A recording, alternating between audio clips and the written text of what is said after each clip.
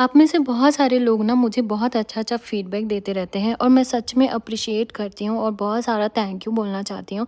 मैं हर मंथ सोचती हूँ कि कुछ ना कुछ इम्प्रूव करूँगी, तो मेरे ऑडियो में जब भी कोई मिस्टेक होता है और अगर वीडियो पे व्यूज़ आ गए हैं, तो मैं उसको डिलीट नहीं करती या एडिट नहीं करती। मैं उसको ऐसे छोड़ देती हूँ, लेकिन नेक्स्ट टाइम मैं कोशिश करती हूँ कि मैं उसको इम्प्रूव करूँगी। लेकिन इस मंथ तो मेरी आवाज़ ही ख़राब हो गई, क्योंकि नॉर्वे में विंटर में आपको कोल्ड, कफ़ और गले में कुछ ना कुछ खिच-खिच होती ही रहती है।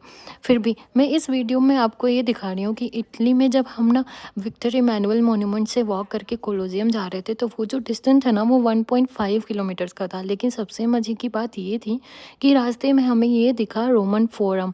ये जो रोमन फोरम था ना, इसकी अलग ही दास्तान और अलग सी कहानी सी मुझे फ़ील हो रही थी।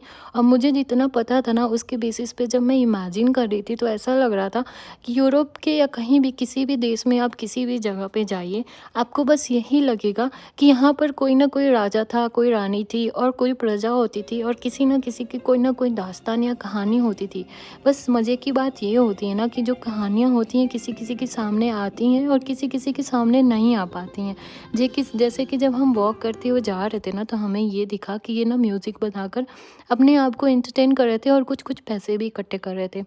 फिर जब ना रोमन फोरम से हम और आगे जब वॉक करते हुए जा रहे थे, तो हमें ये पता था कि रोम में भी ना थोड़ी-थोड़ी ना पॉकेट चोरी होती है, जिसको हम पिक पॉकेट भी बोलते हैं।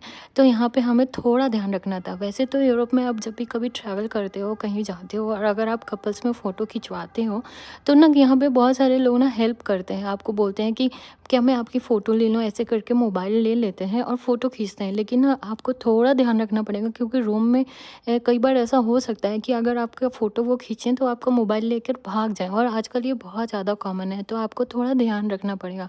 वैसे ये जो लंबा वॉक था ना, इसको करने के लिए हमें ना बहुत ज़्यादा बेनिफिट लग रहा था, क्योंकि हम नॉर्वे से इसीलिए गए थे क्योंकि हमें अच्छा वेदर और धूप मिले। और वॉक करने का सबसे बड़ा फ़ायदा ये था कि हमारा जो बेबी था वो स्ट्रॉलर में सो गया। आगे वॉक करते-करते मुझे ये दिखे, तो मैंने इनको कैप्चर किया, लेकिन ना ये बाद में मुझे पैसे माँगने लगे। फिर ना मुझे लगा कि पता नहीं क्या हो गया। पहले मुझे ना दूर से लग रहा था यहाँ पे कोई स्टैच्यू है, लेकिन वो स्टैच्यू नहीं था। वो ना ऐसे बनाकर खड़े हुए थे।